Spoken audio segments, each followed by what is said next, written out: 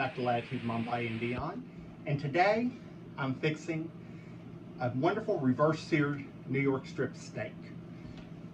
Probably one of my favorite ways to fix it if I'm not grilling, but it's nasty, raining, and an 80% chance of rain at cooking time. So I'm going to cook them inside reverse sear. Very easy to do, but very delicious. A little bit of note on my steaks I use. I've purchased these at a local packing house. They are really nice. And like I said, I'll be back in just 1 second and we'll be ready to make them. Okay, these are 4 New York strips I've got, and they're sliced about 3/4 of an inch.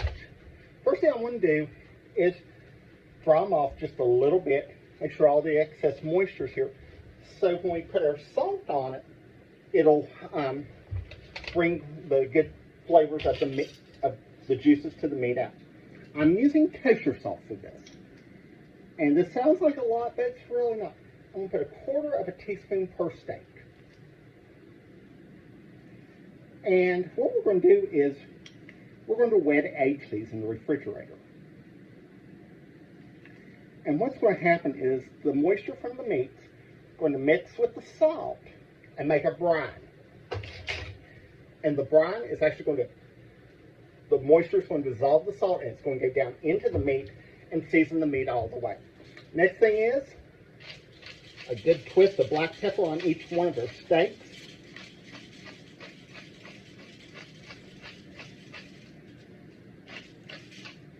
And I'm going to flip them over. Also, these have been left out for a little while so they come up to room temperature.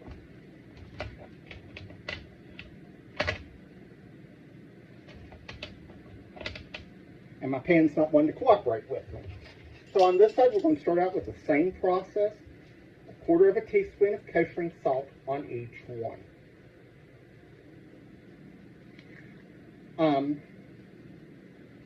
If you do not have kosher salt, you can use just a regular salt, but cut it down by about half.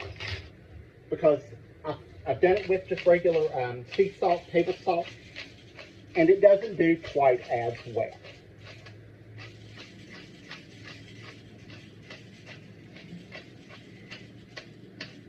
Now what I'm going to do is put these in the refrigerator for about 3 hours.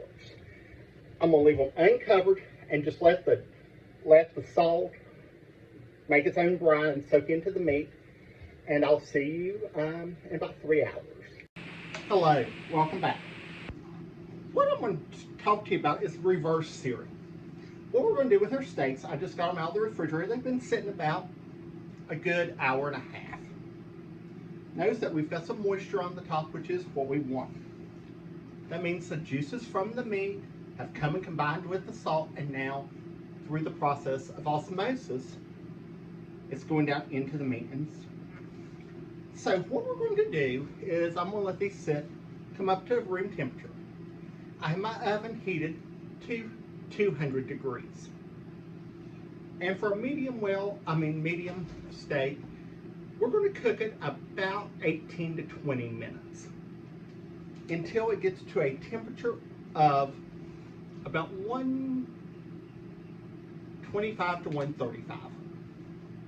Taken with a meat thermometer into the thickest part.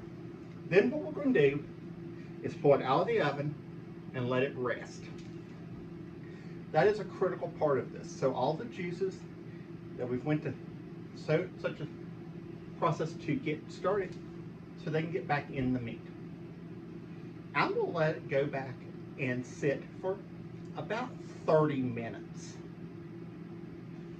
And then we're going to heat up a cast iron skillet. As hot as it'll get, we're going to sear them, reverse sear them in the cast iron skillet. And then we're going to let them rest another 5 to 10 minutes. And it creates a wonderful flavored steak, moist, tender, and flavorful. So what I want to do is I'm going to go ahead and put these in to bake at 200 degrees for about, I'm going to start them at 15 minutes. And I'll see you then. Okay, here we go. It's been It was actually a little bit longer. It took about 35 minutes to get them here. And we're at, with my probe thermometer stuck into the center of the steak, we're at 130, which is exactly where we want it to be. So what I'm going to do now is I'm going to cover it with foil.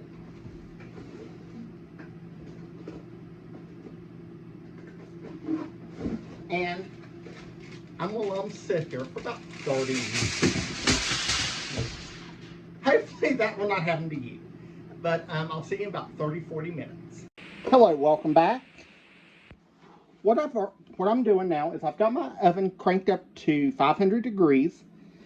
And I have my cast iron skillet ready to go in. I'm going to put it in and let it heat up.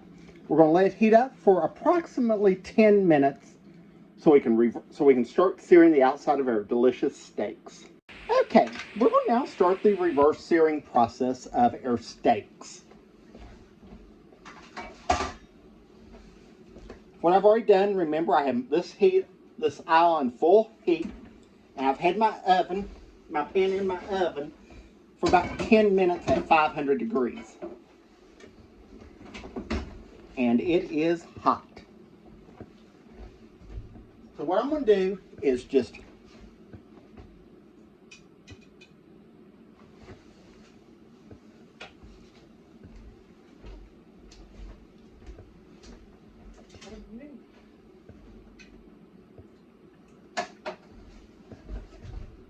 I'm going to take my tongs.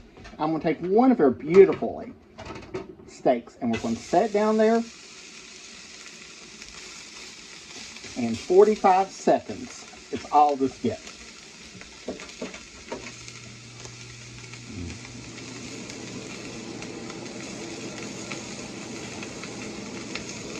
What we're doing now is all this nice moisture and flavorful juice that the salt and the meat juices made. We're caramelizing them. And look how nice and pretty and brown that is.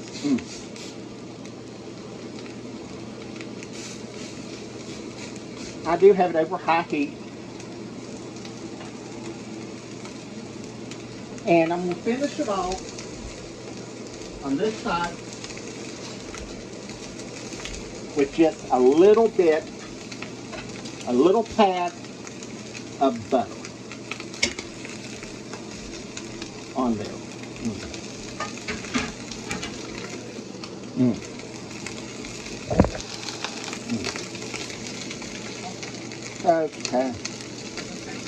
Okay, number one is done. Doesn't that look delicious? Smelling really good here in my kitchen too.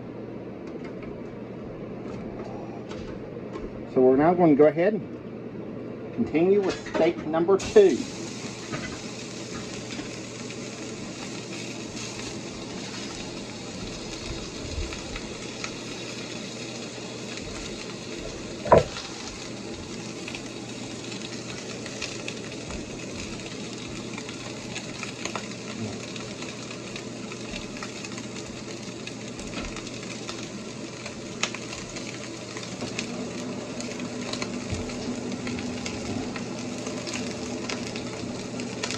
But now let's go ahead and flip it over.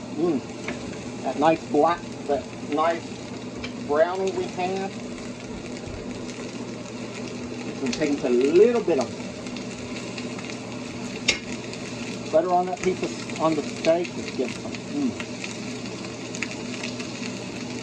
get some nice flavor.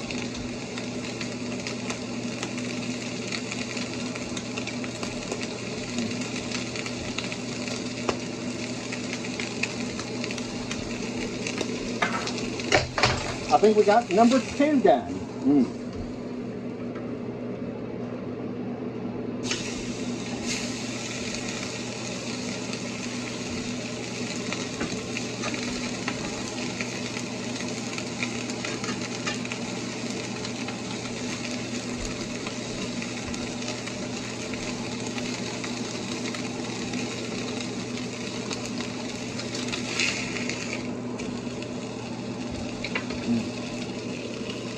Notice they do look great.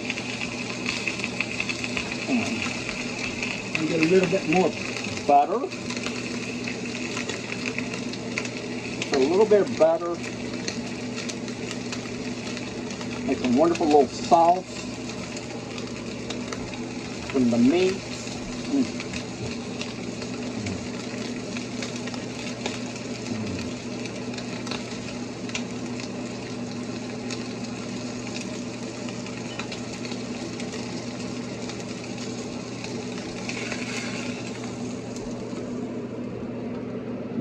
Our last one.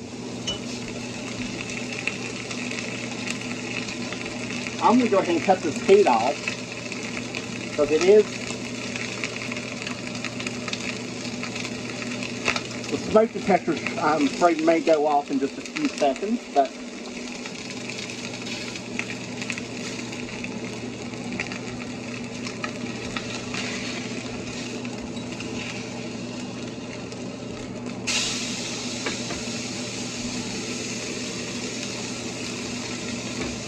now, what we're going to do now is after these are done, we're going to let them rest for another about 5 minutes, just to let the juices redistribute and everything.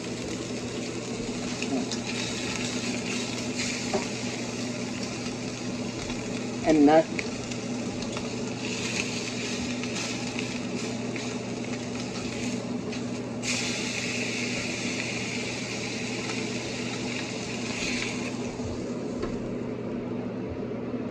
see how great that looks.